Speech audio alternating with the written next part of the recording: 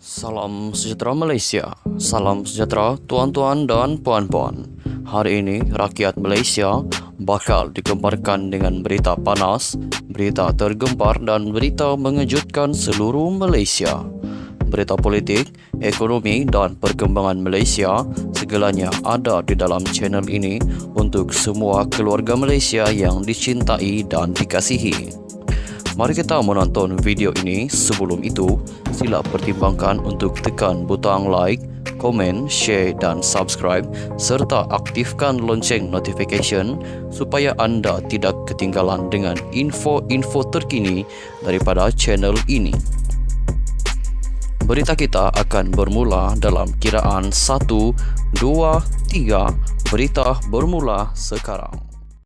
Halo Malaysia, salam sejahtera tuan-tuan dan puan-puan.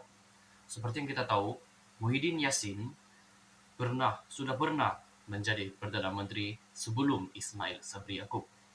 Selepas itu, Muhyiddin Yassin dilantik sebagai pengerusi Majlis Pemulihan Negara dan sekarang, waktu ini, Muhyiddin Yassin menginginkan sekali lagi untuk menjadi Perdana Menteri. Namun ada satu berita yang amat saya suka daripada seorang blogger terkenal. Berita ini saya petik daripada syahbudin.com.net. Mengatakan Muhyiddin derhaka lagi. Sebagai jalan tengah untuk menyelesaikan kemelut Parlimen tergantung yang di Pertuan Agong telah mencadangkan agar ditubuhkan sebuah kerajaan perpaduan.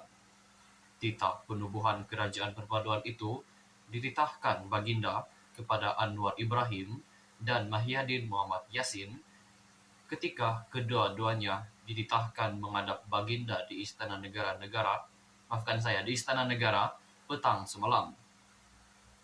Bagaimanapun, Muhyiddin dengan tegas telah menolak titah cadangan Agong itu. Kami telah berbincang sejak awal, tak akan bekerjasama dengan PH. Apa tujuan sekalipun tak setuju. Jadi saya diminta tanda tangani surat. Saya tanda tak setuju untuk kerajaan perpaduan, katanya pada sidang media di kediamannya. Wah, sombong dan berlagaknya Muhyiddin. Bagaimana beliau boleh begitu sombong menolak titah cadangan baik daripada Agong itu yang sebenarnya adalah untuk kebaikan negara dan kerajaan baharu dapat dibentuk dengan segera. Tidakkah tindakan beliau itu sebenarnya suatu sikap derhaka kepada Agong? Muhyiddin memberi alasan penolakannya itu kerana berasakan beliau lebih layak diangkat sebagai Perdana Menteri berikutan mendakwa sudah memiliki akuan bersumpah 115 ahli parlimen yang menyokongnya. Sambil menunjukkan surat yang membuktikan perkara itu, namun katanya, beliau diberitahu oleh Istana Negara sokongan yang dimilikinya masih tidak mencukupi. Dalam hal ini, Muhyiddin nampaknya tidak cukup peka, bermaklumat, serta mengikuti perkembangan semasa kerana Dewan Tertinggi BN sudah pun membuat ketetapan pagi semalam bahawa tiada ahli parlimen mereka memberi sokongan kepadanya sebagai Perdana Menteri. Ini bermakna jika ada ahli parlimen BN telah menandatangani akuan bersumpah menyokongnya, ia sudah tidak terpakai lagi. Selain itu, GPS turut berubah kepada berkecuali dengan menyerahkan soal perlantikan Perdana Menteri kepada Agong untuk menentukannya. Pejabat Premier Sarawak dalam kenyataannya berkata, ia susulan kemelut politik yang berlaku di Semenanjung Malaysia ketika ini. Memandangkan kepada kemelut politik di Semenanjung Malaysia, GPS berpendirian bahawa mandat rakyat hendaklah dihormati. Oleh itu, GPS menyerahkan kepada kebijaksanaan Duli Yang Maha Mulia yang di Pertuan Agong mengikut kuasa yang diperuntukkan kepada Baginda dalam perlembagaan Malaysia untuk melantik Perdana Menteri yang akan mengetuai kerajaan yang kukuh untuk mentadbir negara, kata kenyataan itu. Jadi, kedudukan beliau yang masih tidak cukup majoriti, sebagaimana dimaklum agung itu adalah betul serta benar kerana sokongan sebilangan ahli Parlimen Barisan Nasional BN dan GPS sudah tidak terpakai, dan sebab itulah sebagai jalan tengah Baginda mencadangkan penubuhan sebuah kerajaan perpaduan. Dengan menolak titah agung itu, ia bukan saja menunjukkan penderhakaan beliau kepada titah agung untuk kepentingan negara, malah sikap derhaka ini bukan pertama kali dilakukan oleh Mahyadin.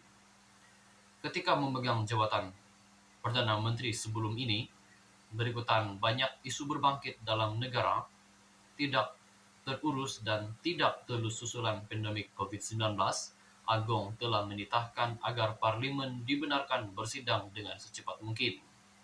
Malangnya, Mahyadin tidak mematuhi titah Baginda dan terus melengah-lengahkan pembukaan Parlimen. Kini sekali lagi beliau menunjukkan sikap sombong dan penderhakaan kepada Agong. Hampir tidak pernah ada mana-mana rakyat biasa pernah derhaka sampai 2 kali kepada raja, tetapi Mahyadin nampaknya mencatat rekod cemerlang dalam hal ini. Bersama pelbagai deretan kegagalan sebelum ini, yang tidak perlu dihuraikan lagi sehingga dijatuhkan sebagai Perdana Menteri, sikap sombong dan derhaka yang bukan sekali dilakukannya itu dengan sendirinya menunjukkan beliau tidak layak sama sekali, maafkan saya, untuk kembali sebagai Perdana Menteri. Perlakuan yang ditunjukkannya selain memalukan rakyat dan negara, malah dengan sendirinya turut memberi malu kepada Perikatan Nasional PN, juga jika terus mahu mengekalkannya sebagai calon Perdana Menteri. Pada pendapat Anda, tuan-tuan dan puan-puan yang saya hormati, adakah Muhyiddin Yassin layak diberikan peluang kedua seperti lagu Nabila Razali, peluang kedua? Tuan-tuan dan puan-puan, jika Anda bersetuju Muhyiddin Yassin layak diberikan peluang sekali lagi untuk menjadi Perdana Menteri, sila berikan pendapat Anda di ruangan komen di bawah. Dan juga jika Anda tidak menyokong Muhyiddin Yassin sebagai Perdana Menteri sekali lagi, dilantik Perdana Menteri sekali lagi, sila komen juga di bawah. Sekian saja perkongsian berita untuk hari ini. Kita jumpa lagi di video yang seterusnya. Stay safe, stay healthy, bye-bye.